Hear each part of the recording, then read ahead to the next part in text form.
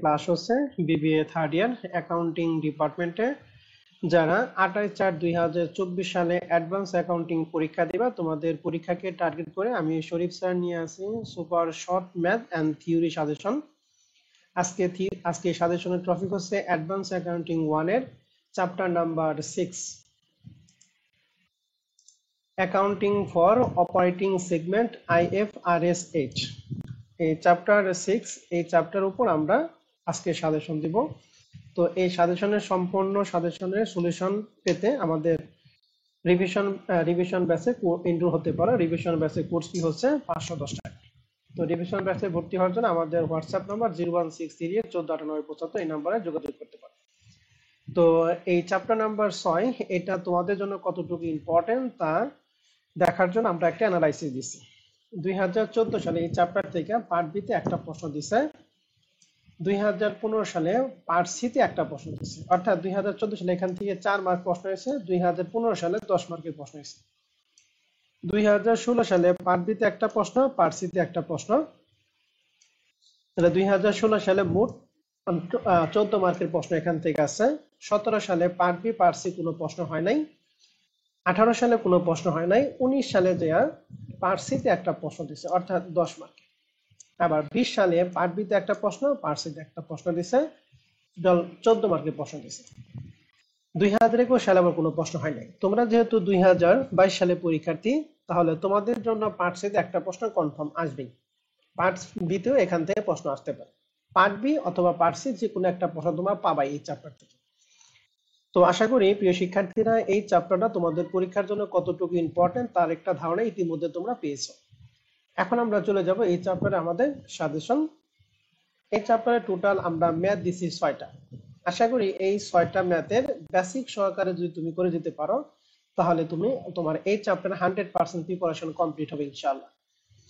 তো আমাদের super short math suggestion 1 out of 6 এটা প্রশ্নে বলা ছিল যে Purbachal limited has two regional division with a headquarter in Dhaka and Khulna. Purbachal লিমিটেডের দুইটা রিজিওনাল ডিভিশন আছে উইথ হেডকোয়ার্টার আন্ডারে, একটা খুলনা একটা কি ঢাকা। তাহলে selected data on two division follow, এখানে দুইটা ডিভিশনের ঢাকা ডিভিশনের তথ্য দিয়ে আছে, খুলনা ডিভিশনের তথ্য দিয়ে আছে। ঢাকা ডিভিশনের জন্য সেলস দিয়ে আছে 30 লাখ, খুলনার জন্য দিয়ে আছে 90 লাখ। নিট অপারেটিং ইনকাম 2,10,00,000 এবং 7,20,000। আর এভারেজ অপারেটিং অ্যাসেট এই টাকা দিয়ে আছে 10 লাখ টাকা এবং 40 লাখ টাকা। তো এই তথ্যের উপর ভিত্তি করে প্রশ্নে বলছে যে ফর ইচ ডিভিশন, প্রত্যেকটা ডিভিশনে কম্পিউট দ্য ROI অর্থাৎ return on investment in the term of the margin and turnover. Margin এবং টার্নওভার ভিত্তি করে ROI বের করতে হবে।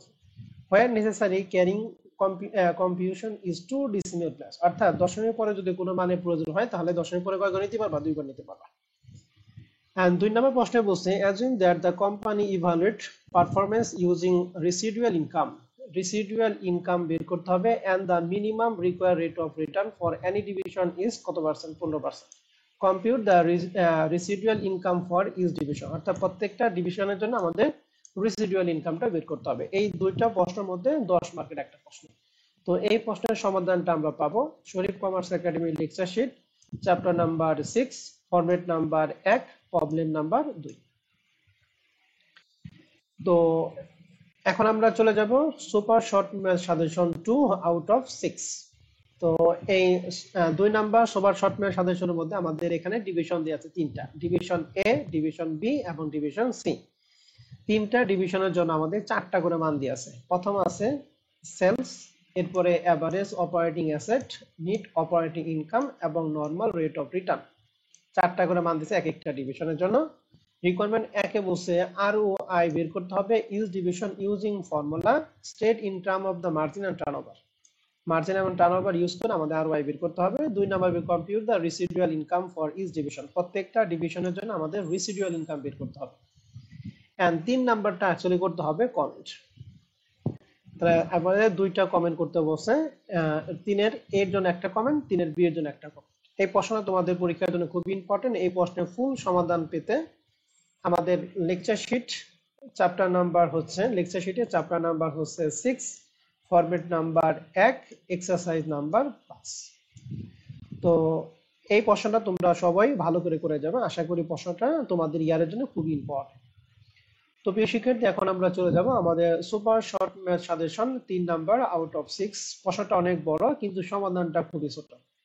প্রশ্নটা বিশাল বড় কিন্তু সমাধানটা খুবই ছোট। এই প্রশ্নটা পার্ট সি এর জন্য। তো এই প্রশ্নে আমাদের দুইটা করে ব্যালেন্স দিয়ে আছে, একটা ওপেনিং ব্যালেন্স দিয়ে আছে আর একটা কি এন্ডিং ব্যালেন্স দিয়ে আছে। ওপেনিং ব্যালেন্সে কিছু সম্পদ এবং কিছু দায় দিয়ে আছে, আর একটা কি আছে ইনকাম স্টেটমেন্ট। ইনকাম স্টেটমেন্টে নিট ইনকাম দিয়ে আছে। ইনকাম স্টেটমেন্টের মধ্যে আমাদের লাগবে হচ্ছে নিট ইনকাম এবং কি নিট অপারেটিং ইনকাম, এই দুইটা তথ্য লাগবে। যখন যে তথ্য লাগে ওই তথ্যটা আমরা ব্যালেন্স শিট থেকে নিতে পারবো অথবা ইনকাম স্টেটমেন্ট থেকে নিতে পারবো। কারণ কোম্পানি বলছে দা পেড ডিভিডেন্ড, ডিভিডেন্ড আছে লাস্ট ইয়ারে পেড করছে 5,000 টাকা। এন্ড এই তথ্যের উপর ভিত্তি করে প্রশ্ন বের করতে বলছে compute the margin and turnover. Margin এবং টার্নওভার বের করতে হবে return on investment for the last year. আমাদের তিনটা জিনিস, margin, turnover and return on investment. আর 2 নম্বর বের করতে বলছে the board of director of the company has set a minimum require rate of return 15%। অর্থাৎ যদি minimum require rate of return 15% হয়, so what was the company residual income for last year? Last ইয়ারে রিসিডুয়াল ইনকামটা কত হবে? রিসিডুয়াল income আমাদের বের করতে হবে। আমাদের প্রশ্নটা অনেক বড় কিন্তু সমাধানটা খুবই ছোট। তো এই 3 নাম্বার প্রশ্নের সমাধানটা আমরা পাবো আমাদের lecture sheet chapter number 6 format number 1 exercise number 8। তো প্রিয় শিক্ষার্থী, এখন আমরা চলে যাব আমাদের super short math suggestion 4 out of 6। তো এই ম্যাথটার মধ্যে আমাদের প্রশ্নে বলা আছে সেলস দিয়ে আছে 1,40,000 টাকা, ইনভেস্টেড ক্যাপিটাল দিয়ে আছে 50,000 টাকা এবং আরওআই দিয়ে আছে 10%। অর্থাৎ রিটার্ন অন ইনভেস্টের মানটা যেটা আমরা বের করলাম ওই মানটা আমাদের প্রশ্নে দিয়ে আছে 10% দিয়ে আছে। প্রশ্নটা একটু ঘুরিয়ে আছে, প্রশ্নে বের করতে বসে তিনটা রিকোয়ারমেন্ট। টার্নওভার বের করতে হবে, নিট অপারেটিং ইনকাম বের করতে হবে এবং কি রিটার্ন অন সেলস বের করতে হবে। এই তিনটা প্রশ্নের মাধ্যমে আমরা 4 নাম্বার পাবো। তো এটা হলো আমাদের পার্ট বি এর জন্য। তো পার্ট বি এর প্রশ্নটা তোমরা সবাই ভালো করে করে যাবে, প্রশ্নটা খুবই ইম্পর্টেন্ট তোমাদের পরীক্ষার জন্য। এবং এই প্রশ্নের সমাধানটা পাবো Sharif commerce academy lecture sheet chapter number 6 format number 1 exercise number 7।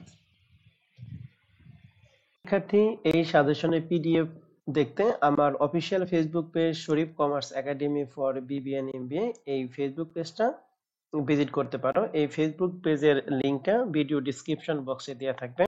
তো প্রিয় শিক্ষার্থী, এখন আমরা চলে যাব আমাদের super short math suggestion 5 out of 6। এই প্রশ্নটা হচ্ছে পার্ট বি এর জন্য। প্রশ্নে আমাদের তিনটা তথ্য দিয়ে আছে, average operating asset, sales during the year, net operating income.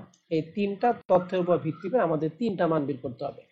1 margin, 2 turnover, 3 ROI. প্রথমে মার্জিন, এরপর টার্নওভার, তারপর আরওআই, এই তিনটা বের করব আমাদের 4টা নাম্বার।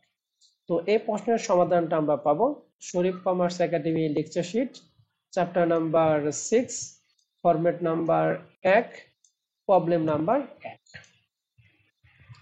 আমি এই প্রশ্নটা আবার বলতেছি, এই প্রশ্নটা আমরা পাবো chapter number 6 format number 1 problem number 1।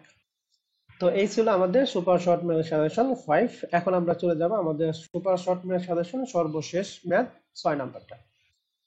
তো আমাদের 6 নাম্বার অঙ্কটা এটা আমরা নিছি আমাদের ফরম্যাট নাম্বার 2। আমাদের যে lecture format number 2, format number 2 এর থেকে যদি কোনো প্রশ্ন আসে তাহলে এই প্রশ্নটা আসবে 100% শিওর থাকো। যদি ফরম্যাট 2 থেকে কোনো প্রশ্ন হয় তাহলে এই প্রশ্নটাই আসবে।